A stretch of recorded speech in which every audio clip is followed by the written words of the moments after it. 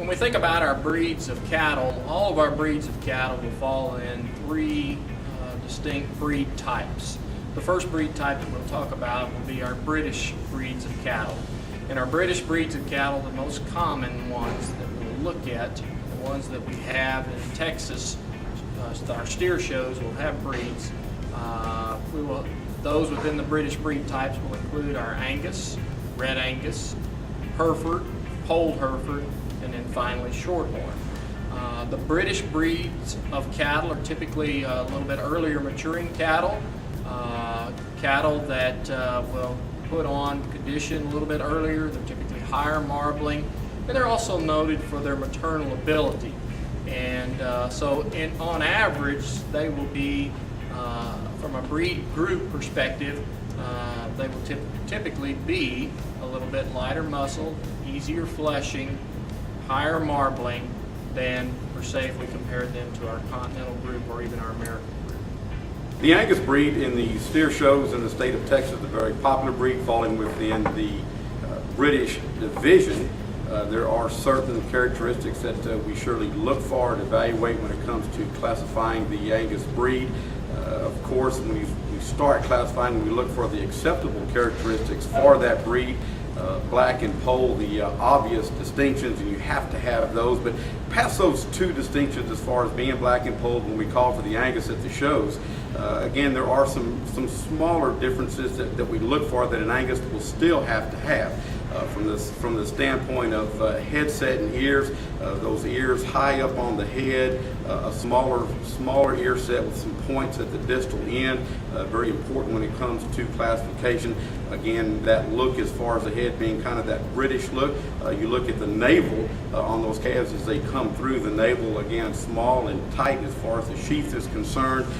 With the sheet pointing as close to perpendicular to the ground, those characteristics again are what the classifiers are looking for in all the Angus steers as they come through. Then on the other side of the scale, as far as absolute disqualifications, we start talking about color within the Angus breed. Any white hair above the underline or above the underline would be a disqualification. White hairs in front of the navel again would be one of the factors that would be a disqualification for an Angus. Any evidence of horns or scurs, any evidence of dehorning, again, those factors that result in an automatic disqualification. Some of the issues that really kind of get in that gray area as far as the mid area, as far as discriminatory marks that might make a classifier look at a steer maybe a notch harder. Those things as far as a calf that might exhibit some European type or exotic type breed characteristics from the standpoint of being a little rougher jointed, a steer that comes across as having maybe a little larger sheath, a steer that might have some white or white patches behind the navel. Again, some of those things that we look for from the standpoint of issues that might cause a couple of different red flags to go off from the standpoint of classification. The more the discriminatory marks start to build up or add up, then again, the greater the chance then that individual steer may not classify as far as that show is concerned. If we start to have again some larger ears, some ears that are kind of set lower on that head, the more of those things that we start to see, then again, just more of those red flags start to go up. As we start to evaluate the individual Angus steers, taking a look.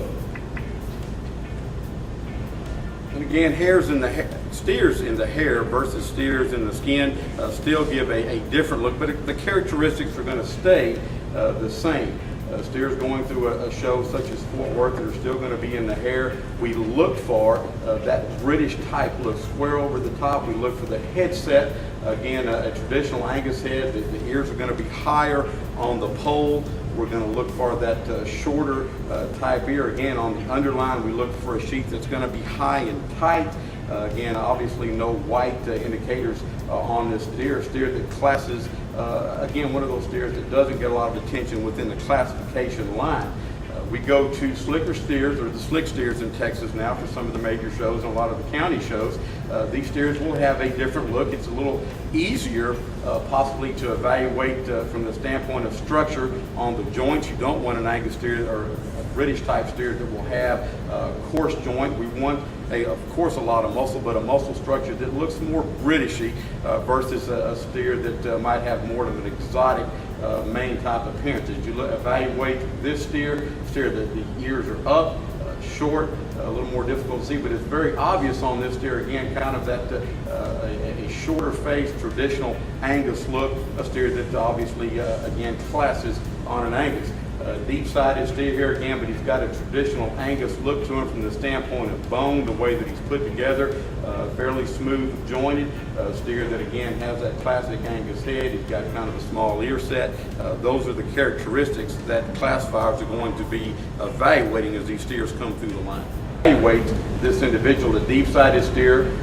He's smooth jointed.